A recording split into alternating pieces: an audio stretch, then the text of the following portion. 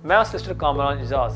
अगर तुहाडा कोई भी इमिग्रेशन मसला है, human rights applications, 7 year child applications, stateless applications या ईए एप्लीकेशंस, तुसी हुण ही मेरे नाल राबता करो 075 01 01 01 01।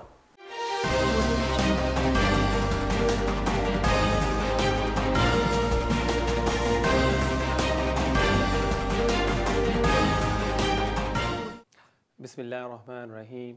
अस्सलाम वालेकुम नाज़रीन, मैं हूं आपका मेज़बान कामरान एजाज।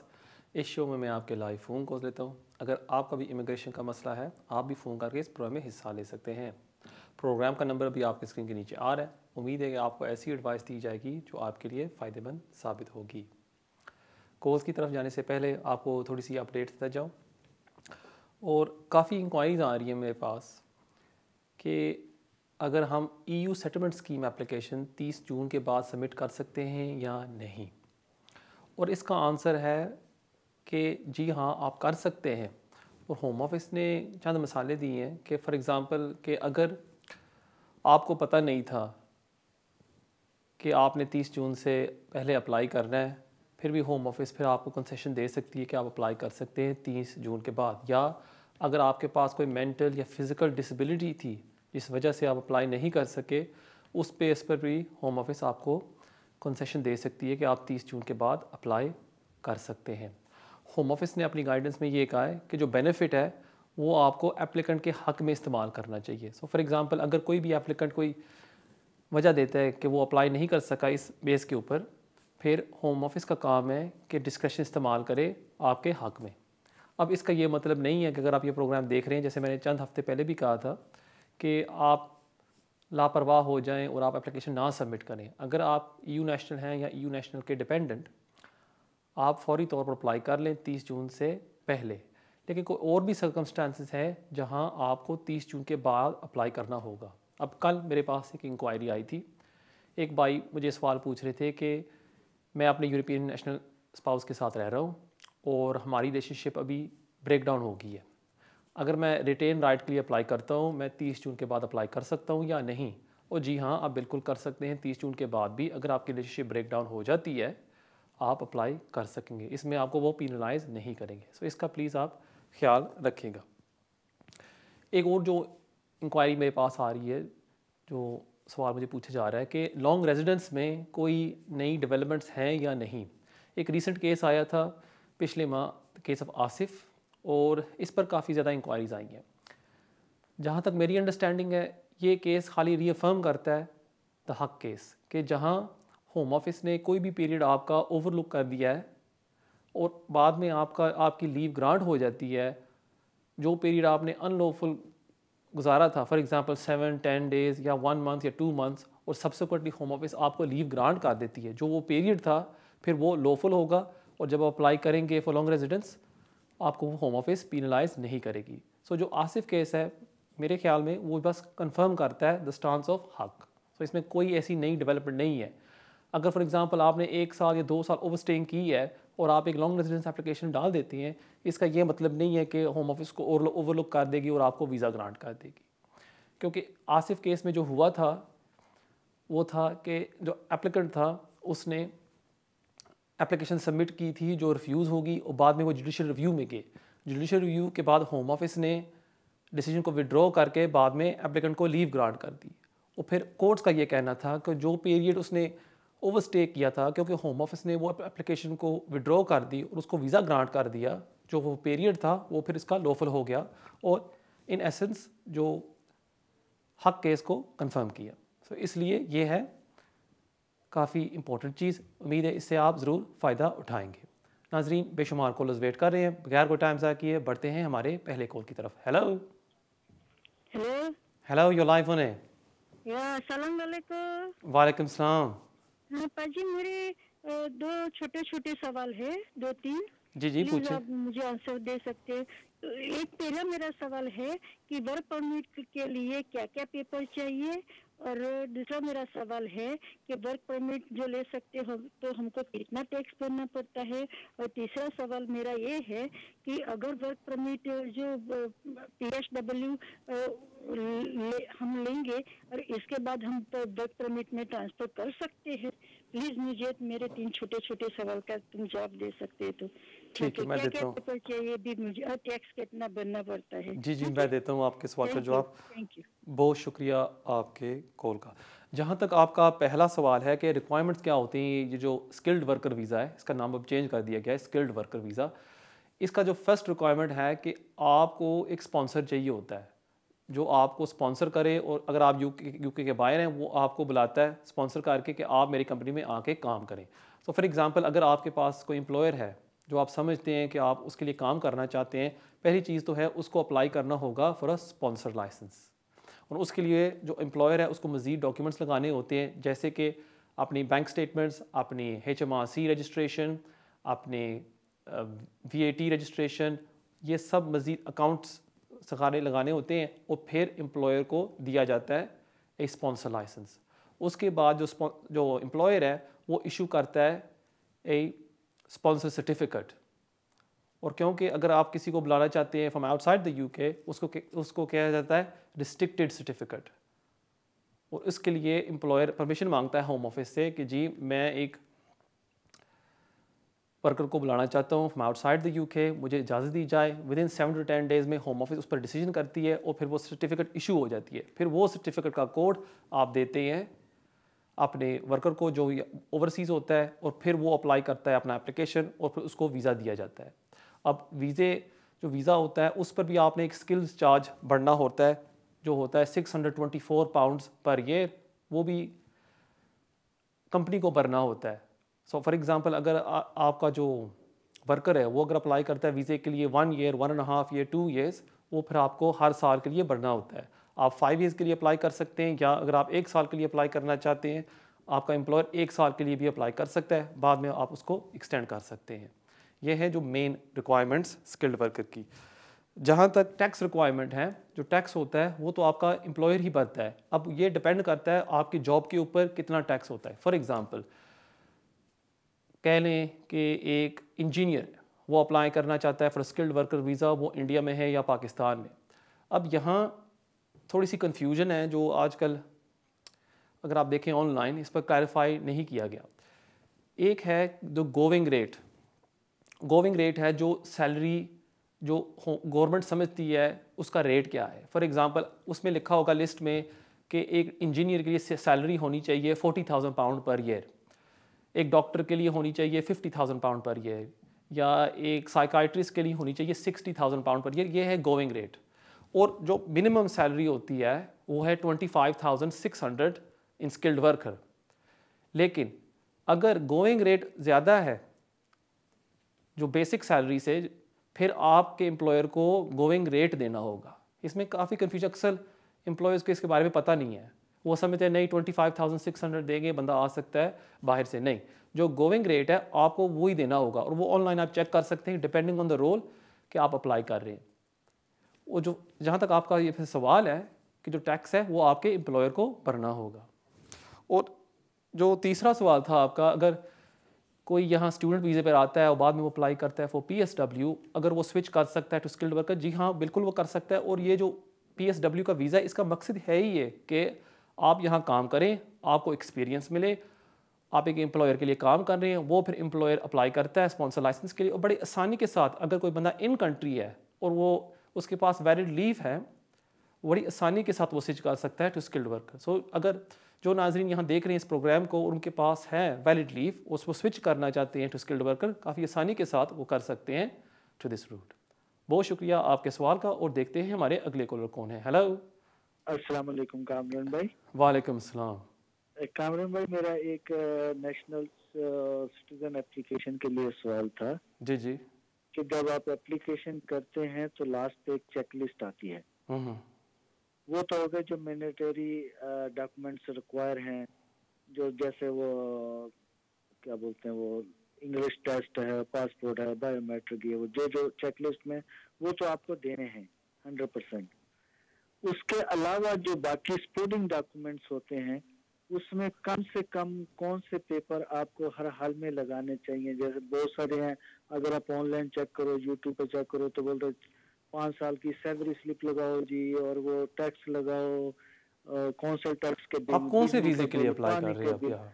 नेशनल एप्लीकेशन के लिए, सॉरी, कौन सा नेशनल एप्लीकेशन? नेशनलिटी की एप्लीकेशन। नेशनलिटी की एप्लीकेशन। और आप कौन से वीडियोस देख रहे हैं यूट्यूब के ऊपर? नहीं, वही नेशनलिटी की जी एप्लीकेशन जी, को मैं यूज समझ हो गया, जाता लेकिन है और आपने उसमें कहा आपने एक यूट्यूब वीडियोस देखे हैं, कौन से वीडियोस देखे हैं यूट्यूब के ऊपर? यूट्यूब पे वही नेशनल के एप्लीकेशन के लिए रिक्वायर्ड डॉक्यूमेंट्स और इस टाइप से वो उसमें है चीजें।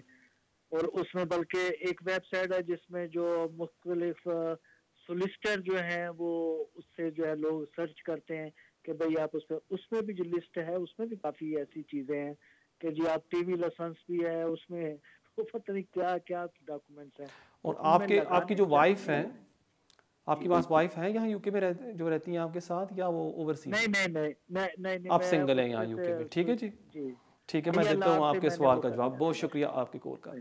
थैंक ठीक है, बहुत शुक्रिया आपके कॉल। नाज़रीन, ये बहुत ख़तरनाक चीज़ है आजकल, जो यूट्यूब पर बेशुमार वीडियोज़ हैं और आप वीडियोज़ देखते रहते हैं और आप एप्लीकेशन बगैर कोई सॉलिसिटर कंसल्ट किए आप डाल देते हैं। जैसे आप देख लें पैरासीटामोल, अगर आप 2 गोलियां खाएंगे आपका सिर दर्द चला जाएगा, लेकिन अगर आप 10-12 खा लेंगे आपको ओवरडोज हो जाएगा और हो सकता है उससे आपकी डेथ भी। इसलिए इसी तरह ये जो इमिग्रेशन वीडियोज़ हैं इनमें इंफॉर्मेशन तो ज़रूर होती है, लेकिन इस पर फिर भी आपको गाइडेंस चाहिए होती है। अगर आप समझे कि जी मैं ये वीडियो देख के मुझे कोई गाइडेंस की ज़रूरत नहीं है, मैं ख़ुद अपना एप्लीकेशन डाल सकता हूँ, आप फिर बाद में मार खाएंगे।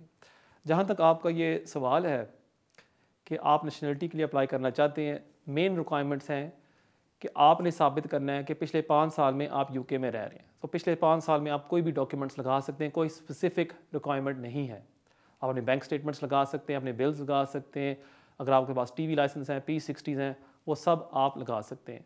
उसके साथ साथ आपने रेजिडेंसी रिक्वायरमेंट फुलफ़िल करनी होगी, और वो है कि आपने पिछले 5 सालों में 450 डेज़ यूके के बाहर नहीं गुजारे। और जिस दिन आप अप्लाई करते हैं उससे 12 मंथ पहले आपने साबित करना होगा कि आपने 90 डेज़ यूके से बाहर नहीं गुजारे। और जो आखिरी चीज़ है, आपने सेटिस्फाई करना होगा गुड कैरेक्टर रिक्वायरमेंट, जो है आपके पास पिछले 10 सालों में वैलिड लीव होनी चाहिए। अगर आप ये सारी चीज़ें सेटिस्फाई करते हैं, मुझे पूरी उम्मीद है कि आपको वो ग्रांट कर देंगे ब्रिटिश नेशनलिटी। बहुत शुक्रिया आपके कॉल का। नाजरीन, मुझे बताया जा रहा है कि ब्रेक का वक्त हो जाता है। जाने से पहले आपको मैं अपना ईमेल एड्रेस दे जाऊँ जो अभी आपके स्क्रीन के ऊपर आ रहा होगा, kejaz@me.com। इसके ज़रिए आप मुझे कॉन्टैक्ट कर सकते हैं, और अगर आप मुझे मिलना चाहते हैं आप मुझे मिल भी सकते हैं। और जो बहन भाई अभी कोशिश कर रहे हैं मुझे कॉन्टैक्ट करने को और उनकी पारी या टर्न नहीं आ रही, आप फिक्र मत करें, आज रात को हम इस प्रोग्राम को यूट्यूब पर अपलोड करेंगे, और वहाँ अगर आप यूट्यूब में टाइप करें कामरान इजाज़, मेरा वीडियो आपको नज़र आ जाएगा, और कमेंट्स में आप जाके मुझे कोई भी सवाल पूछ सकते हैं और मैं अपनी तरफ से पूरी कोशिश करूँगा आपके सवालों के जवाब दूँ, लेकिन आपने सब्सक्राइब ज़रूर करना है। नाजरीन, कहीं नहीं जाना, मिलते हैं ब्रेक के बाद।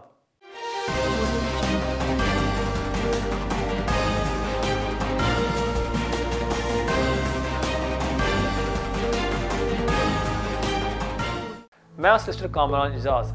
अगर तुहाडा कोई भी इमिग्रेशन मसला है, human rights applications, 7 year child applications, stateless applications या EA एप्लीकेशंस, तुसी हुण ही मेरे नाल राबता करो 075 01 01 01 01।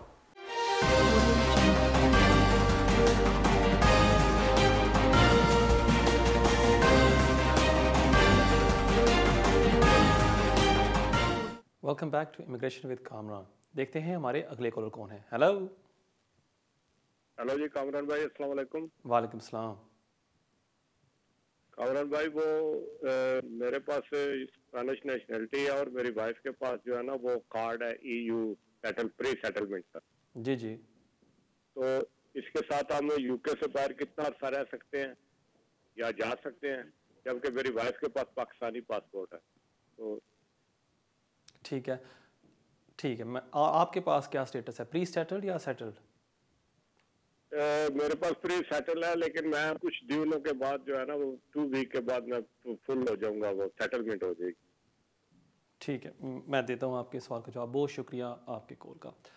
अगर आपके पास प्री सेटल स्टेटस है, आपने मेक श्योर करना है कि आप 6 माह 1 साल में यूके के बाहर नहीं गुजारते।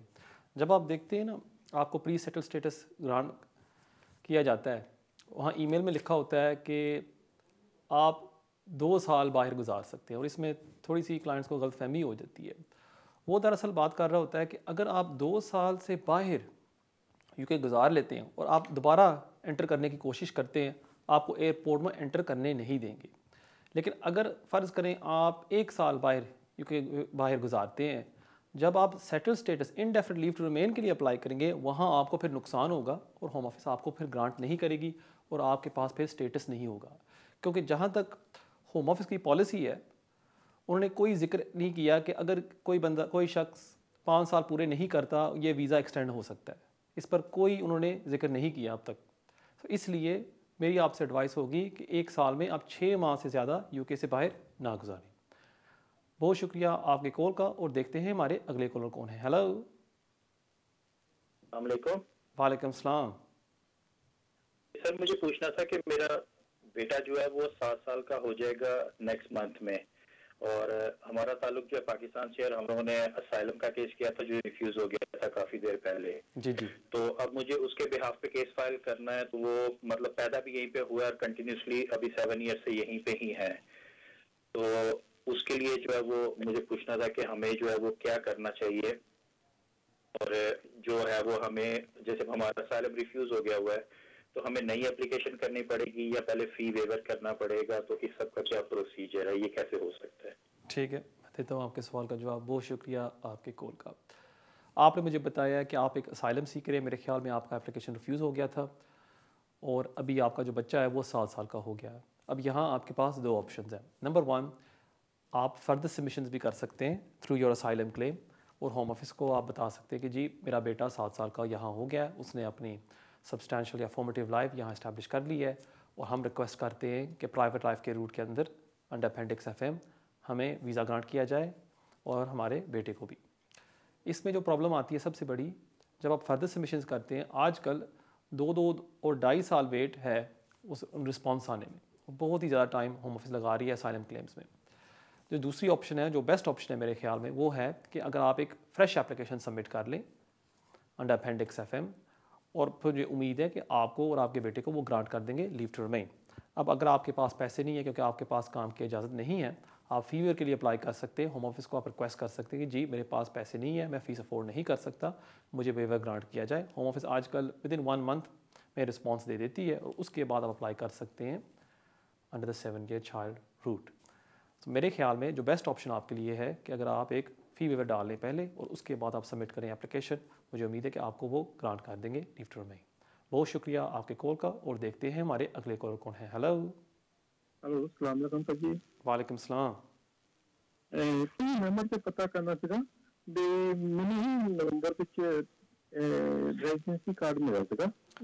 सॉरी भाजी, ਤੁਹਾਡੀ आवाज़ सही नहीं आ रही, थोड़ा ਜਿਹਾ ਤੁਸੀਂ फ़ोन ਨੂੰ ਲਾਓ और दोबारा कोशिश को, थोड़ा दूर रखो, आवाज़ आ जाएगी बेहतर। हाँ जी, ਹੁਣ ਠੀਕ ਹੈ ਭਾਈ? हाँ जी, ਹੁਣ आ रही है। जी जी दसो। ਇਹ ਮੈਂ ਮੈਂ ਨਾ EU ਸੈਟਲਮੈਂਟ ਸਕੀਮ ਤੇ ਮੇਰਾ ਇਲਾਜ ਸੀਗਾ। जी जी। ਪਹਿਲਾਂ ਮੈਨੂੰ ਉਹਨਾਂ ਨੇ 7 ਮਹੀਨੇ ਦਾ ਵੀਜ਼ਾ ਦਿੱਤਾ ਸੀਗਾ। 7 ਮਹੀਨੇ ਦਾ? ਤੇ ਹਾਂਜੀ। ਅੱਛਾ। ਤੇ ਉਦੋਂ ਬਾਅਦ ਇੰਡੈਫਿਨਿਟ ਸਟੇ ਲਈ ਮੈਂ ਅਪਲਾਈ ਕੀਤਾ ਸੀਗਾ। ਉਹ ਦਸੰਬਰ ਦੇ ਵਿੱਚ ਮੈਨੂੰ ਮਹੀਨੇ ਬਾਅਦ ਉਹਨੇ ਉਹ ਲੈਟਰ ਈਮੇਲ ਕਰਤਾ ਵੀ ਤੈਨੂੰ ਅਪਰੂਵ ਹੋ ਗਿਆ। ਸੌਰੀ, ਕੀ ਅਪਲਾਈ ਕੀਤਾ ਸੀ 7 ਮਹੀਨੇ ਬਾਅਦ? 1 ਮਹੀਨੇ ਬਾਅਦ, ਜਿੱਦਾਂ ਪਹਿਲਾਂ ਪਰਮਾਨੈਂਟ ਰੈਜ਼ੀਡੈਂਸੀ ਕਾਰਡ ਸੀਗਾ ਮੇਰੇ ਕੋਲ, ਉਹ ਬਾਅਦ ਚੋਂ ਕਹਿੰਦੇ ਸੀ ਕਿ ਵੀ ਜਿੱਦਾਂ ਤੁਹਾਨੂੰ EU ਸੈਟਲਮੈਂਟ ਸਕੀਮ ਦੇ ਵਿੱਚ ਜੀ ਜੀ ਵੀ ਤੁਹਾਨੂੰ ਉਹ ਸੈਟਲ ਸਟੇਟਸ ਇੰਡੈਫਿਨਿਟਲੀ ਅਪਲਾਈ ਕਰਨਾ ਪੈਣਾ। ਠੀਕ ਹੈ। ਮੈਂ ਉਹ ਅਪਲਾਈ ਕੀਤਾ, ਮੈਨੂੰ ਦਸੰਬਰ ਵਿੱਚ ਉਹਨਾਂ ਦੀ ਈਮੇਲ ਆ ਗਈ ਵੀ ਆਹ ਤੁਹਾਡਾ ਹੋ ਗਿਆ ਹਨਾ। ਠੀਕ ਹੈ। ਤੇ ਹੁਣ ਮੇਰਾ ਆਹ ਰੈਜ਼ੀਡੈਂਸੀ ਕਾਰਡ ਜਿਹੜਾ ਹੈ ਉਹ ਜਿੱਦਾਂ ਖਤਮ ਹੋਣ ਲੱਗਾ ਹੈ ਇਸ ਮੰਥ ਵਿੱਚ। ਹਾਂਜੀ। ਤੇ ਉਹਨੂੰ ਰੀਨਿਊ ਕਰਾਉਣਾ ਹੈ, ਉਹ ਮੈਂ ਕਿੱਦਾਂ ਕਰਾਉਣਾ ਹੈ, ਮੈਨੂੰ ਮਾਰੇ ਦੱਸ ਸਕਦੇ ਕਿਹੜੀ ਸਾਈਡ ਤੇ ਜਾਣਾ ਪੈਣਾ ਤੇ ਕਿਹੜੇ ਪੇਪਰ ਨਾਲ ਲਾਉਣੇ ਪੈਣੇ ਆ ਪਲੀਜ਼? ਠੀਕ ਹੈ ਜੀ, ਮੈਂ ਦਿੰਦਾ ਤੁਹਾਡੇ ਸਵਾਲ ਜੋ ਉਹ ਜੋ BRP ਕਾਰਡ ਹੈ ਜੋ ਤੁਹਾਡੇ ਕੋਲ ਹੈ, ਜਿਹੜਾ ਐਕਸਪਾਇਰ ਹੋਣ ਵਾਲਾ ਹੈ। ਹਾਂਜੀ। ਉਹ ਤੁਹਾਨੂੰ ਕਦੋਂ ਇਸ਼ੂ ਕੀਤਾ ਗਿਆ ਸੀ? 5 ਸਾਲ ਪਹਿਲਾਂ? ਨਾ ਨਹੀਂ ਜੀ, ਉਹ ਪਿਛਲੇ ਸਾਲ ਨਵੰਬਰ ਦੇ ਵਿੱਚ। ਅੱਛਾ, ਔਰ ਉਹ ਰੈਜ਼ੀਡੈਂਸ ਕਾਰਡ ਸੀ ਜਾਂ ਸੈਟਲਮੈਂਟ ਸਕੀਮ ਕਾਰਡ? ਉਹ 'ਤੇ ਕੀ ਲਿਖਿਆ? Residency card. ਰੈਜ਼ੀਡੈਂਸੀ ਕਾਰਡ, ਠੀਕ ਹੋ ਗਿਆ। ਮੈਂ ਦਿੰਦਾ ਤੁਹਾਡੇ ਸਵਾਲ ਦਾ ਜਵਾਬ। ਬਹੁਤ ਸ਼ੁਕਰੀਆ ਤੁਹਾਡੇ ਕਾਲ ਦਾ। ਅਗਰ ਤੁਹਾਡਾ ਕਾਰਡ ਹੁਣ ਐਕਸਪਾਇਰ ਹੋਣ ਵਾਲਾ ਹੈ, ਤੁਸੀਂ ਨਵੇਂ ਕਾਰਡ ਵਾਸਤੇ ਅਪਲਾਈ ਕਰ ਸਕਦੇ ਹੋ। ਅਗਰ ਤੁਸੀਂ ਗੂਗਲ ਜਾਓ ਔਰ ਤੁਸੀਂ ਟਾਈਪ ਕਰੋ BRP ਰਿਪਲੇਸਮੈਂਟ, ਉੱਥੇ ਜਾ ਕੇ ਤੁਸੀਂ ਫਾਰਮ ਭਰ ਸਕਦੇ ਹੋ ਔਰ ਤੁਸੀਂ ਰਿਕੁਐਸਟ ਕਰ ਸਕਦੇ ਹੋ ਕਿ ਕਿਉਂਕਿ ਤੁਸੀਂ ਤੁਹਾਡੇ ਕੋਲ ਹੈ ਸੈਟਲ ਸਟੇਟਸ, ਤੁਹਾਨੂੰ ਨਵਾਂ ਕਾਰਡ ਇਸ਼ੂ ਕੀਤਾ ਜਾਵੇ। ਉਹਦੇ ਵਾਸਤੇ ਮੇਨਲੀ ਤੁਸੀਂ ਆਪਣਾ ਪਾਸਪੋਰਟ ਦੀ ਕਾਪੀ ਲਗਾਉਣੀ ਹੁੰਦੀ ਹੈ, ਔਰ ਦੂਜਾ ਕਿ ਤੁਹਾਡੇ ਕਾਰਡ ਦੀ ਕਾਪੀ ਹੁੰਦੀ ਹੈ ਉਹ ਤੁਸੀਂ ਲਗਾਉਂਦੇ ਹੋ ਔਰ ਜਾ ਕੇ ਤੁਸੀਂ ਆਪਣੇ ਫਿੰਗਰਪ੍ਰਿੰਟ ਦੇ ਦਿੰਦੇ ਹੋ ਔਰ ਅੱਜ ਕੱਲ੍ਹ 4 ਤੋਂ 6 ਮਹੀਨੇ ਦੇ ਅੰਦਰ ਤੁਹਾਨੂੰ ਨਵਾਂ ਕਾਰਡ ਉਹ ਇਸ਼ੂ ਕਰ ਦਿੰਦੇ ਨੇ। ਬਹੁਤ ਸ਼ੁਕਰੀਆ ਤੁਹਾਡੇ ਕੋਲ ਦਾ ਔਰ ਦੇਖते हैं हमारे अगले कॉल कौन है। हेलो हेलो यो लाइव होने हेलो यो लाइव होने जी फरमाइए। क्वेश्चन करूं? करें जी जी जी जी करें, मैं बेचैनी से इंतजार कर रहा हूँ जी जी। मेरा सन है ना वो इंडिया में सेटल हो गया, वो ब्रिटिश पासपोर्ट होल्डर है जी जी। तो उनका हेलो जी जी मैं सुन रहा हूँ जी जी। या मेरा सन है वो इंडिया में सेटल हो गया, वो ब्रिटिश पासपोर्ट होल्डर है, तो उनको बच्चों के लिए उन्होंने एप्लीकेशन डाला है, पासपोर्ट बच्चों का पासपोर्ट ब्रिटिश पासपोर्ट के लिए जी जी। तो अभी वो लोग है ना नेशनलाइजेशन सर्टिफिकेट मांग रहे हैं। तो नेशनलाइजेशन सर्टिफिकेट क्या हो गया कि 20 केस हो गया, मिल नहीं रहा है। तो अभी उसके बारे में क्या है कि मैंने फोटोग्राफ दिया नेशनलाइजेशन सर्टिफिकेट, जब सेरेमनी अटेंड किया था तभी फोटो निकाला, सीडी है जी जी तो दिया, लेकिन वो लोग इंसिस्ट कर रहे हैं कि भाई नेशनलाइजेशन सर्टिफिकेट चाहिए उनको। ठीक है, दूसरा ऑल्टरनेट क्या है उसमें?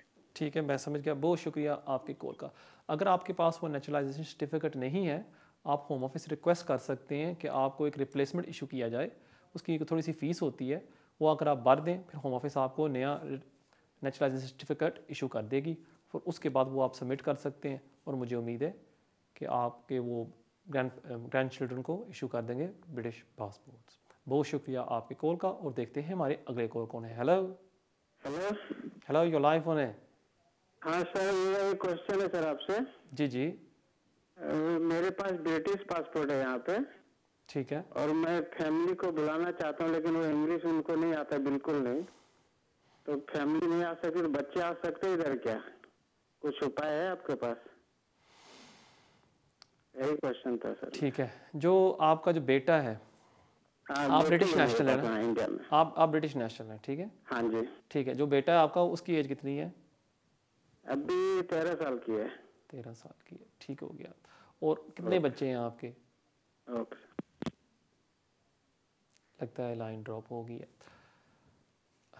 अब दो पॉसिबल रूट्स हैं यहाँ कि एक तो आप एग्जामिशन के लिए अप्लाई कर सकते हैं, वाइफ इंग्लिश टेस्ट पास नहीं कर सकती क्योंकि उसके पास कोई डिफ़िकल्टी है, लर्निंग डिफ़िकल्टी, और उस बेस पर उसको एग्जामिशन दी जाए। और दूसरा ये है आप एक्सेप्शनल सर्कमस्टांसिस भी आर्ग्यू कर सकते हैं कि जी मैं एक ब्रिटिश नेशनल हूँ, मेरा एक बेटा वहाँ रहता है और मेरी ह्यूमन राइट्स में ये एक इन्फ्रिंजमेंट है कि अगर मेरी वाइफ को वीज़ा नहीं दिया जाता और आप रिक्वेस्ट करें कि आपको आर्टिकल 8 के तहत आपकी वाइफ को वीज़ा दिया जाए। अगर उस बेस पर दिया जाता है एक्सेप्शनल सर्कमस्टांसेस, फिर आपकी वाइफ को 10 ईयर रूट पर वीज़ा ग्रांट किया जाएगा और उसको फिर जो इंग्लिश लैंग्वेज रिक्वायरमेंट है वो उसको सेटिस्फाई करनी नहीं होती। लेकिन कोई भी कदम उठाने से पहले प्लीज़ मैं आपसे रिक्वेस्ट करूँगा कोई सॉलिसिटर से मिल लें और तफसील में वो आपको फिर गाइड कर सकता है कि आप किस तरह ये एप्लीकेशन सबमिट करें। बहुत शुक्रिया आपके कॉल का और देखते हैं हमारे अगले कॉल। हेलो हेलो अस्सलाम वालेकुम कामरान भाई। वालेकुम सलाम। कामरान भाई, तो मैं ये पूछना चाह रहा था कि हम इस प्रे सेटलमेंट जो हमारे पास कार्ड है EU प्रे सेटलमेंट, इस पे हम ट्रैवल कर सकते हैं? हमने 12 जून को स्पेन जाना है, तो क्या उसमें हम, मेरे पास स्पेनिश पासपोर्ट है, मेरी वाइफ के पास पाकिस्तानी पासपोर्ट है। जी जी, ये मैंने पूछना था क्वेश्चन। मेरे ख्याल में आप ये पूछ रहे हैं कि अगर आपकी वाइफ को वीज़े की ज़रूरत होगी या नहीं, ये आप मुझसे पूछ रहे हैं? जी वीजे का भी बता दें, और वैसे उनके पास प्रे सेटलमेंट कार्ड है EU का, यहाँ का जी जी, UK के सब बना है, तो वो पाकिस्तान से आए थे, उनके पास पाकिस्तानी पासपोर्ट। ठीक है, मैं समझ गया। बहुत शुक्रिया आपके कॉल का। अगर आपकी वाइफ ट्रैवल करती हैं टू स्पेन, उसको वीज़े की ज़रूरत होगी, वो बगैर वीज़े से एंटर नहीं हो सकती। पहले होता था कि आर्टिकल 10 के तहत अगर आप अपने स्पाउस के साथ ट्रैवल कर रहे हैं आपको वीज़े की ज़रूरत नहीं होती थी, लेकिन ब्रेक्सिट की वजह से अगर आपकी वाइफ ट्रैवल करती हैं उसको वीज़े की ज़रूरत होगी। जहाँ तक आपका कार्ड है जो आपके पास होगा, प्री सेटल स्टेटस कार्ड्स, अगर वो आपके पास है, अगर आप वापस एंटर होते हैं UK में, आपको इसमें कोई प्रॉब्लम नहीं होगी। आपने कार्ड दिखाना होगा और आपको वो एंटर करने देंगे। अगर आपके पास कार्ड नहीं भी है फिर भी आप अपना प्री सेटल स्टेटस दिखा सकते हैं ऑफिसर को एट द पोर्ट और वो आपको एंट्री ग्रांट कर देगा। बहुत शुक्रिया आपके सवाल का और देखते हैं हमारे अगले कॉलर कौन है। Hello Assalamualaikum. Walaikum salam. Can I ask a question? Please do. Ji? Please, fire away. Yes. Can I ask a question now? Yes. You're live on air. I'm listening. Assalamualaikum. Walaikum salam. एक सवाल करना है आपसे. जी करें. कोई और इस वक्त कोई और सवाल कर रहा है? नहीं करें सवाल. जी. सवाल ये है कि मेरे भाई ने यहाँ पर आके प्री सेटलमेंट के लिए अप्लाई करना है. लेकिन वो पहले 2020 में आए थे. ठीक है. और फिर वो चले गए. ठीक है. वो फिर चले गए थे वापस. और फिर कोरोना की वजह से नहीं आ सके. जब ये वो यहाँ थे उन्होंने अपने सारे डॉक्यूमेंट्स वगैरह तैयार कर लिए थे. यानी NHS कार्ड ले लिया था, अपना ऑफिशियल रेजिडेंस ले दिया था. ये तो उन्होंने प्री सेटलमेंट के लिए जर्मनी से ही अप्लाई किया क्योंकि वो जर्मनी चले गए थे. अच्छा. अब उन्होंने दोबारा से जब उनको होम ऑफिस ने जवाब दिया है कि चूंकि आप 6 महीने से ज्यादा बाहर हैं और चले गए हैं इसलिए आपको रिफ्यूज करते हैं. तो लेकिन उनका पॉइंट ये है कि मैं तो पहले ही 2020 में आया था, अक्टूबर में, और जनवरी तक में रहा हूँ. सारे डॉक्यूमेंट्स मेरे ऑलरेडी हैं. सिर्फ कोरोना की वजह से मैं वापस नहीं आ सका. कोरोना का टिकट भी उन्होंने बताया. तो क्या इसकी अपील हो सकती है? उन्होंने कहा अपील आप कर सकते हैं क्योंकि ये. अब मेरा एक सवाल है आपसे, इनका भाई का बैंक अकाउंट है यहाँ यूके में? क्या चीज? भाई का बैंक अकाउंट है यूके में यहाँ? हाँ, उन्होंने बैंक अकाउंट खुलवाया. NHS का वो अकाउंट कब खुलवाया था आपने? रेजिडेंस का जो वो होता है डॉक्यूमेंट वो दिया. जो बैंक अकाउंट है वो भाई ने कब खोला था? 2020 में अक्टूबर. और उसमें ट्रांजैक्शंस हुई थी या उसने इस्तेमाल नहीं किया? ये पता, इस्तेमाल तो नहीं किया होगा. ये ठीक है. और मेरे ख्याल में वो आपने डॉक्यूमेंट्स नहीं लगाए होंगे ना साथ एप्लीकेशन के साथ? ये लगाया NHS को लगाया. नहीं वो जो बैंक स्टेटमेंट्स, मैं आपसे सवाल पूछ रहा हूँ अभी, जो बैंक स्टेटमेंट्स है वो आपने साथ लगाए थे एप्लीकेशन के साथ या नहीं? लगाए थे. सारे लगाए थे 2 साल के? नहीं, जब वो आए एक. ठीक है. वो जब आए तो ठीक है. और आपने ये एप्लीकेशन खुद सबमिट की थी? जी, ये एप्लीकेशन खुद सबमिट की थी आपने? जर्मनी से की, क्योंकि जर्मनी चले गए ना. ठीक है, मैं देता हूँ आपके सवाल का जवाब. जी मैं समझ गया. बहुत शुक्रिया आपके कॉल का. नाज़रीन, इस सवाल का जवाब मैं दूंगा ब्रेक के बाद. जाने से पहले आपको अपना ईमेल एड्रेस दे जाऊँ जो अभी आपके स्क्रीन के ऊपर आ रहा होगा, kejaz@me.com. इसके ज़रिए आप मुझे कॉन्टैक्ट कर सकते हैं. और अगर ज़्यादा मालूमात के लिए आप मेरे ऑफिस पर भी आ सकते हैं और मेरी जो इन्फॉर्मेशन है वो भी आप मुझसे ले सकते हैं. नाज़रीन, मिलते हैं ब्रेक के बाद.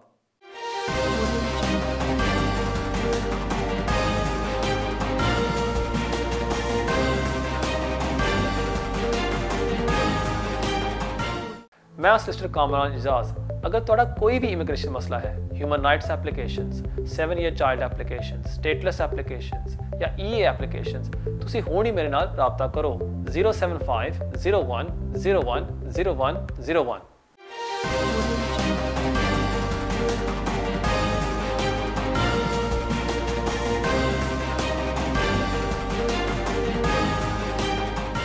नाजरीन, वेलकम बैक. ब्रेक से पहले एक कॉलर ने मुझे सवाल पूछा था कि उनके जो भाई हैं उन्होंने अप्लाई किया था प्री स्टेटस के लिए इन 2020 और वो ग्रांट हो गई. नहीं, सॉरी, 2020 में वो यूके एंटर हुए और अभी उन्होंने अप्लाई किया प्री स्टेटस के लिए और उनका एप्लीकेशन रिफ्यूज़ हो गया.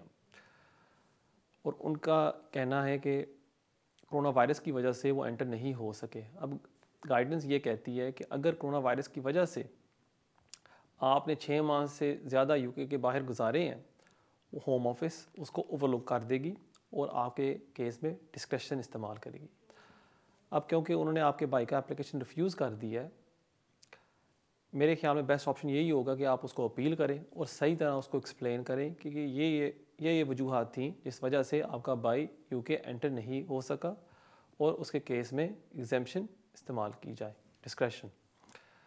अब अफसोस के साथ मुझे ये कहना पड़ रहा है कि मेरे ख्याल में कि अगर आपका भाई अप्लाई करने से पहले कोई यूके सोलिसिटर को कंसल्ट कर लेता, इसका ये एप्लीकेशन सक्सेसफुल होता. लेकिन मेरे ख्याल में उसने सोलिसिटर को इस्तेमाल नहीं किया होगा, उसने ख़ुद अप्लाई किया है और इस वजह से उसका एप्लीकेशन अब रिफ्यूज़ हो गया है। अब अभी क्योंकि वो रिफ्यूज़ हो गया है, अब बेस्ट चीज़ यही होगी कि उसको अपील करें और सही तरह उस पॉइंट को आप एड्रेस करें, सही तरह एक्सप्लेन करें कि क्या क्या वजूहात थी, और आप कर देते हैं। मुझे उम्मीद है कि आपके भाई को वो ग्रांट कर देंगे। बहुत शुक्रिया आपके सवाल का, और देखते हैं हमारे अगले कॉलर कौन है। हेलो कमरान भाई। जी अस्सलाम वालेकुम। अच्छा कमरान भाई, मेरा आपसे एक सवाल था कि लास्ट मंथ अपील अलाउ हुई थी जज के थ्रू। जी इनको 18 को डिसीजन मिल गया था, तो उस पर लिखा था कि 14 डेज टाइम होता है कि आगे ना। अब ये नहीं पता चल रहा, कंफर्म कर दें कि ये 14 डेज वर्किंग डेज होते हैं या कैलेंडर डेज। नेक्स्ट प्रोसीजर इसका क्या होगा, तो ये काइंडली आप जरा डिटेल से एक्सप्लेन करें, फिर मैं टीवी पर सुन लेता हूँ आपका। ठीक है, मैं देता हूँ आपके सवाल का जवाब। बहुत शुक्रिया आपके कॉल का। जब भी कोई भी अपील मंजूर होती है या अगर वो रिफ्यूज़ होती है, आपके पास या होम ऑफिस के पास अगर आप अपील जीत लेते हैं, होम ऑफिस के पास होते हैं 14 डेज़ वर्किंग डेज़ नहीं 14 डेज़, जिसमें वो अपील कर सकती हैं कि जी जज ने कोई गलती की है और इस अपील को दोबारा सुना जाए। ये बहुत ही कम टाइम्स होते हैं जहाँ कोई भी फर्स्ट ट्राइब्यूनल का जज कोई गलती करता है। अब अगर आपके 14 डेज़ गुजर गए और आपके सॉलिसिटर को या आपको कोई नोटिस नहीं मिला कि होम ऑफिस ने उस डिसीजन को अपील किया है, फिर आपको परेशान होने की कोई ज़रूरत नहीं है। आप होम ऑफिस को एक चिट्ठी लिखें अपील्स प्रोसेसिंग टीम को कि जी मेरा अपील मंजूर हो गया था, होम ऑफिस ने अपील नहीं की, प्लीज़ इस डिसीजन को इम्प्लीमेंट करें और मुझे वीज़ा इशू करें। क्योंकि अगर होम ऑफिस ने अपील किया होता, अब तक आपको एक नोटिस ज़रूर मिल गया होता कि होम ऑफिस ने अपील की है, ये एक्नॉलेजमेंट है उनकी अपील की, ये है इनके ग्राउंड्स, अब जज इसको कंसिडर करेगा।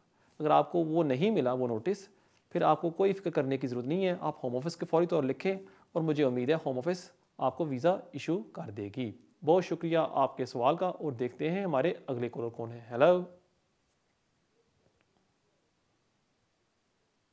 हेलो यू लाइव होने।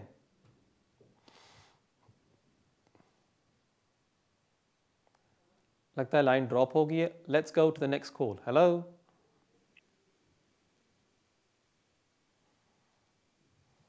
अस्सलाम वालेकुम सलाम। सर मेरे दो क्वेश्चन थे। पहले तो मेरा जो क्वेश्चन है वो मेरा अपने बारे में है, क्योंकि मेरा साइनबा केस था और हेयरिंग हुई थी, तो जज ने रिफ्यूज कर दिया। फिर मैंने परमिशन ऑफ अपील मांगी फर्स्ट ट्राइब्यूनल से। जी तो उन्होंने मुझे सारे ग्राउंड पे अपील ग्राउंड अलाउ कर दी। ठीक है।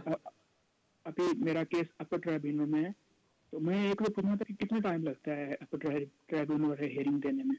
ठीक है। सवाल ये था कि जो जज था उसने लिखा था उस हेयरिंग रिफ्यूजल के अंदर कि मैं जो यूके की इमिग्रेशन है मैं उसके हक में कि वो कंट्रोल जो कर रहे हैं इमिग्रेशन को ना, क्या जज ये कॉमर्स कर सकता है अपनी जो इस तरह के कॉमर्स कर सकता है जज कि मैं इन होम ऑफिस की पॉलिसी के साथ हूँ या नहीं, वो जो इमिग्रेशन कंट्रोल कर रहे हैं। और जो दूसरा क्वेश्चन है मेरा वो है कि मेरी जो सिस्टर है वो हॉलैंड आई थी, तो हॉलैंड ने उनको 5 साल का वीजा दे दिया। फिर मेरे भाई ने यूके के लिए अप्लाई किया, तो उन्होंने यूके के लिए रिफ्यूज कर दिया। ठीक है, तो यूके के लिए मैंने रिफ्यूज कर दिया। और एक दिन जब हेयरिंग थी, हेयरिंग से एक दिन पहले होम ऑफिस कहता है कि आप अपील विड्रॉ कर लो, हम आपको वीजा देते हैं। तो जो वकील था जो मेरे सिस्टर के वकील था, उन्होंने विड्रॉ कर ली। फिर होम ऑफिस में लेटर पे जाके आप जमा करो। वो ऑलमोस्ट 5 महीने माह हो गए जमा कराए हुए, और जो उनके बाद जिन लोगों ने वहाँ पे हॉलैंड में जमा कराए केस, उनके वीजे भी हो गए। जी, लेकिन जब आपके सॉलिसिटर ने, सॉरी आपको कट कर रहा हूँ, जब आपके सॉलिसिटर ने कंसेंट ऑर्डर साइन किया होगा कि हम इस केस को विड्रॉ करते हैं, वहाँ होम ऑफिस ने टर्म्स भी लिखी होंगी कि हम इसको 90 डेज़ में, 6 मंथ्स में, साल के अंदर इसको रिकन्सिडर करते हैं। उस पर कुछ ऐसा लिखा नहीं होगा? तो मुझे इसका पता नहीं है। वो आप अपने सॉलिसिटर से उन्होंने होम ऑफिस ने ये किया, जैसे उन्होंने कहा ना कि आप विड्रॉ कर लो। विड्रॉ करने के बाद ना तकरीबन 3 वीक के बाद उन्होंने लेटर भेज दिया कि आप अपना केस जमा करो, यानी पासपोर्ट वगैरह। ओके, ठीक है। नहीं, ये कब कहा था उन्होंने? जब आपने उनको कोर्ट नोटिस दिया है या 3 वीक के बाद? सॉरी, जब हमने विड्रॉ किया ना जी जी, उनके 3 वीक के बाद उन्होंने लेटर लिख लिया कि हाँ जी हम ये आपका लेटर में लिखा कि आप अपना डॉक्यूमेंट जमा कराओ यानी पासपोर्ट वगैरह, ठीक है, मैं तो हम आपको वीज़ा इशू करते हैं। Okay, I understand. अब उसको कितना टाइम हो गया जमा कराए हुए? 5 माह हो गए हैं। एमपी ने भी लेटर लिखे हैं, मेरे वकील सॉलिसिटर ने भी 3-4 लेटर लिखे हैं, मेरे भाई वहाँ पे और रिस्पॉन्स क्या आता है उनसे? जी, जब आपके सिस्टर ने लेटर्स लिखे हैं, रिस्पॉन्स क्या आता है उनसे? वो बस वो मुझे लगता है वो डिले कर रहे हैं। ठीक है, मैं देता हूँ आपके सवाल का जवाब। बहुत शुक्रिया आपके कॉल का। जहाँ तक आपका पहला सवाल है कि आपकी जो असाइलम अपील थी वो रिफ्यूज़ हो गई थी और आपने permission to appeal to the upper tribunal का एप्लीकेशन सबमिट किया था, वो अब ग्रांट हो गया। अब हेयरिंग आने में कितना टाइम लगता है? Usually with in 3 to 4 months में आपको हेयरिंग डेट आ जाती है, लेकिन क्योंकि कोरोना वायरस चल रहा है आजकल उसमें भी थोड़ी सी डिले हो रही है। अब आपने जो दूसरा सवाल मुझसे पूछा था कि अगर होम ऑफिस, मेरे ख्याल में सही तरह मैं सुन नहीं पा रहा, लेकिन आपने ये पूछा है कि अगर होम ऑफिस इस डिसीजन को विड्रॉ करके आपको इशू कर सकता है वीज़ा या नहीं। अब ये डिपेंड करता है अपर ट्राइब्यूनल जज के ऊपर, क्यों ज़्यादातर जब आप कोई एप्लीकेशन सबमिट करते हैं फॉर परमिशन टू अपील, एक ही पॉइंट के ऊपर परमिशन ग्रांट की जाती है कि ये जो फर्स्ट ट्राइब्यूनल जज है इसने इस पॉइंट को सही तरह कंसिडर नहीं किया। जो अपर ट्राइब्यूनल का जज फिर होता है उस पॉइंट को फिर कंसिडर करता है। अगर अपर ट्राइब्यूनल का जज समझता है कि जी यहाँ फर्स्ट टायर ने बिल्कुल गलती की है, जिस वजह से ये सारा डिसीजन गलत है, फिर वो ऑर्डर दे सकता है कि ये दोबारा अपील हेयरिंग हो फर्स्ट ट्राइब्यूनल में। अब बेस्ट चीज़ यही होगी कि आप वेट करें for upper tribunal hearing and फिर जो ऑर्डर जज देता है उसके मुताबिक फिर आप अपना अगला कदम उठाएं। जहाँ तक आपका दूसरा सवाल है कि आपकी सिस्टर ने अप्लाई किया विजिट वीज़े के लिए, एप्लीकेशन उन्होंने रिफ्यूज़ कर दी, आपने फिर कोर्ट में एप्लीकेशन सबमिट की, होम ऑफिस ने कहा विड्रॉ कर दें, उसके बाद होम ऑफिस ने आपको कहा कि जी आप आपकी सिस्टर का पासपोर्ट जमा करवा दें और हम आपको डिसीजन देंगे, और अभी तक 5 माह हो गए कोई डिसीजन नहीं आई। अब बेस्ट चीज़ यही होगी कि आप एक सख्त सा लेटर अपने सिस्टर के थ्रू लिखें और ज़रूर होम ऑफिस आपको जवाब देगी कि वो कहाँ तक पहुँचे हैं, अगर वो डिले है किस वजह से डिले है और कितना टाइम लगेगा आपके सिस्टर की एप्लीकेशन को डिसाइड करने में। तो बेस्ट चीज़ ये है एक सख्त सा लेटर होम ऑफिस को लिखें और उम्मीद है वो आपको ज़रूर रिस्पॉन्स देगी। बहुत शुक्रिया आपके सवाल का और देखते हैं हमारे अगले कॉलर कौन है। हेलो अस्सलाम वालेकुम। वालेकुम सलाम।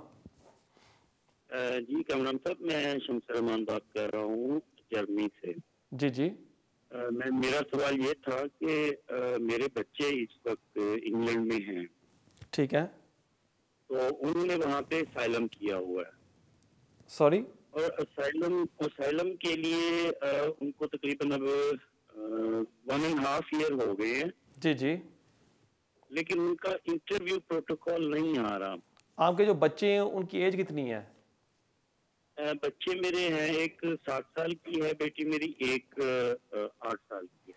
ठीक है। और वो आपके डिपेंडेंट है इस असाइलम क्लेम में? नहीं, वो इंडिपेंडेंट है। इंडिपेंडेंट है, मेरे क्लेम में नहीं है। आपके केयर में नहीं है। वो किसके साथ रह रहे हैं आपके बच्चे? वो वहाँ पे अकेले रह रहे हैं। कहाँ रह रहे हैं? वहाँ पे असाइलम किया है, और हल सिटी में। हल सिटी में। वो मेरे फिर ख्याल में केयर में है। अभी उनको ट्रांसफर मिली है घर में। अच्छा। हाँ जी। लेकिन उनकी देखभाल कौन कर रहा है हाल में? कोई नहीं, उनकी देखभाल होम ऑफिस की तरफ से उनको घर दे दिया गया। नहीं, लेकिन उनकी आपने कहा कि उनकी एज है 7 and 8 years old, करेक्ट? जी जी जी। नहीं, लेकिन नहीं, मेरी वाइफ भी उनके साथ है। सॉरी, वो है ना, वो देखे ना अब आपने मुझे बताया। अच्छा, वाइफ साथ है और वो वाइफ के डिपेंडेंट है ना फिर असाइलम एप्लीकेशन के में? जी, वाइफ के। ठीक है। और आपका क्या स्टेटस है? मेरा स्टेटस यहाँ पे जर्मनी में जो है वो अभी क्लियर नहीं है। अच्छा, आप जर्मनी में है। ठीक है। जी जी। ठीक है। और जो आपके बच्चे हैं उनको जी जी बात करें। जी, मैं चाहता था कि मेरे जो स्टेटस अगर मुझे यहाँ पे मिल जाता है जी जी, तो क्या मैं वहाँ पे आके इसी स्टेटस पे उनके साथ टचअप करूँगा, या उससे कोई अलग कोई कानून है? मुझे इसकी थोड़ी सी क्लियरेंस चाहिए। ठीक है। और जो आपके बच्चे हैं उनको कितना अरसा होगा यहाँ यूके में रहते हुए? 1.5 ईयर हुए। 1.5 ईयर हुए। ठीक है जी, मैं देता हूँ आपके सवाल का जवाब। बहुत शुक्रिया आपके कॉल का। असाइलम में काफ़ी डिलेज़ हो रही हैं। मैंने देखा है केसेस जहाँ 2.5 साल तक अभी वो इंटरव्यू का वेट कर रहे हैं 2.5 साल 3 साल तक। इसलिए अगर आपका जो वाइफ का केस है अभी 1.5 साल हो गया है, बेस्ट चीज़ यही होगी कि आप अपने सिस्टर के थ्रू एक लेटर लिखें होम ऑफिस को कि हमारे बच्चे हैं, हम उनकी देखभाल सही तरह नहीं कर सकते क्योंकि आपकी वाइफ काम नहीं कर सकती, और प्लीज़ रिक्वेस्ट किया जाए कि आपके वाइफ की एप्लीकेशन को वो एक्सपेडाइट करें, और मुझे उम्मीद है वो कर देंगे। जहाँ तक आपका दूसरा सवाल है कि अगर आपको जर्मनी का पासपोर्ट इशू किया जाता है, आप अपनी वाइफ को यहाँ यूके में ज्वाइन कर सकते हैं, उस बेस पर आपकी वाइफ को और आपके बच्चे को वीज़ा मिल सकता है या नहीं? अनफॉर्चुनेटली नॉट, आप नहीं ज्वाइन कर सकते उनको यहाँ, क्योंकि अब रूल्स चेंज हो गया। अगर आप 31 दिसंबर से पहले एज अ जर्मन नेशनल यहाँ एंटर करते, फिर आपकी वाइफ को और बच्चों को फ़ायदा हो सकता था, लेकिन अब क्योंकि ब्रेक्सिट हो चुका है, आप यहाँ एंटर कर सकते हैं ऑन अ विज़िट या एज अ स्किल्ड वर्कर, उस बेस पर आप एंटर हो सकते हैं, लेकिन इससे आपके बच्चों को, आपकी वाइफ को फ़ायदा नहीं होगा। अब मेरे ख्याल में जो बेस्ट ऑप्शन होगी कि अगर आपकी वाइफ अपने असाइलम क्लेम को परस्यू करती है और एक लेटर लिखा जाए होम ऑफिस को कि उसके साथ 2 छोटे बच्चे हैं, कि इस एप्लीकेशन को एक्सपेडाइट किया जाए, स्पीड अप किया जाए, मुझे उम्मीद है होम ऑफिस को ज़रूर करेगी। बहुत शुक्रिया आपके सवाल का, और देखते हैं हमारे अगले कॉलर की तरफ। हेलो अस्सलाम वालेकुम। वालेकुम सलाम। सर मैं मिसेस रफ़ी बोल रही हूँ। जी जी। मेरा एक छोटा सा इश्यू था जिसके बारे में मुझे आपसे डिस्कस करनी थी। जी जी। मेरे हस्बैंड यहाँ ब्रिटिश सिटीजन हैं फॉर लास्ट 2013 से। ओके। मैं उनको यहाँ 2019 में मैंने ज्वाइन किया as a dependent of him as his wife, as a spouse. मेरे 4 बच्चे, या एज अ स्पाउस। ठीक है, फिर मेरे 4 बच्चे हैं, 2 बड़े जो है 24 इयर्स और 19 इयर्स की एक लड़की है, 24 इयर्स का मेरा एक लड़का है, और बाकी 2 छोटे जो है वो उन्हें मैंने अभी रिसेंटली दिसंबर 2020 में मैं उन्हें यहाँ पे ले आई हूँ एज डिपेंडेंट ऑफ अस, दोनों बच्चों को। लेकिन मेरे 2 बच्चे इंडिया में रह गए हैं जिनको लाना मुझे थोड़ा मुश्किल हो रहा है। क्यों हो रहा है? क्या आप मुझे कोई रास्ता बता सकते? क्योंकि यहाँ पे जो भी वकील से हम बात कर रहे हैं वो कह रहे हैं they are over age, they can't come as a dependent of you. Right. Quick question है, आपके जो 2 बच्चे यहाँ अभी रह रहे हैं, एक 24 का है जी, so, जब आपने उसके लिए अप्लाई, यहाँ पे जो इंडिया में है, नहीं मुझे पता है, जो 24 नहीं मुझे पता है, बिल्कुल पता है जी। आपका एक बेटा यहाँ 24 एज का है, ठीक है ना? अब हाँ। आप यहाँ एंटर हुई हैं 2019 में, जो आपका ये बेटा है, फिर ये कब एंटर हुआ था यूके में? ये आया ही नहीं अभी तक यूके। जो 24 का है? हाँ। और एक 19 का है, वो भी इंडिया में है? हाँ, वो भी इंडिया में, लड़की है वो। लड़की है, ठीक है। और यहाँ आपके कितने बच्चे हैं? 2? यहाँ मेरे इंडिया में, हाँ यूके में 2 बच्चे हैं मेरे। ठीक है, मैं देता हूँ आपके सवाल का जवाब। बहुत शुक्रिया आपके कॉल का। अगर आपके 2 बच्चे वहाँ इंडिया में हैं, आर्टिकल 8 के तहत आप एप्लीकेशन सबमिट कर सकते हैं कि आपकी प्राइवेट लाइफ को, फैमिली लाइफ को इंफ्रिंजमेंट होगी कि अगर आपके 2 बच्चे वहाँ हैं और आप और आपके शोहर यहाँ यूके में रह रहे हैं, इस तरह आपकी फैमिली लाइफ को अफेक्ट कर रहा है, उस बेस पर आपका केस बन सकता है। और मैंने अक्सर देखे हैं यहाँ एप्लीकेशन सक्सेसफुल भी हुए हैं, लेकिन ज़्यादातर अपील पर जाके ये मंजूर होते हैं। बेस्ट चीज़ होगी कि अच्छे से सॉलिसिटर को जाके मिल लें और वो आपको फिर गाइड कर सकता है कि आप नेक्स्ट स्टेप क्या लें। बहुत शुक्रिया आपके सवाल का। नाज़रीन, ये था हमारा आखिरी सवाल आज के लिए। उम्मीद है कि आपको आज का प्रोग्राम पसंद आया होगा। जाने से पहले मैं आपको अपना ईमेल एड्रेस दे जाऊँ जो अभी आपके स्क्रीन के ऊपर आ रहा होगा, kejaz@me.com। इसके ज़रिए आप मुझे कांटेक्ट कर सकते हैं, और आप अगर मुझे मिलना चाहते हैं आप मुझे मिल भी सकते हैं। और जो बहन भाई अभी कोशिश कर रहे हैं कॉल करने के लिए, अगर आपकी टर्न नहीं आई, परेशान ना हो, आज रात को इस वीडियो को हम YouTube पर पब्लिश करेंगे और वहाँ जाके आपने पहले सब्सक्राइब करना है, और अगर आप मुझे कोई भी सवाल पूछना चाहते हैं कमेंट्स में जाके लिख लें मुझे, और मैं अपनी तरफ से पूरी कोशिश करूँगा आपके सवालों के जवाब दूँ। नाज़रीन, इंशाअल्लाह ताला हमारी मुलाकात होगी अगले हफ्ते इसी टाइम 6 से लेकर 7 बजे, सिर्फ और सिर्फ वीनस TV पर। तब तक के लिए मुझे इजाज़त दें। अस्सलाम वालेकुम।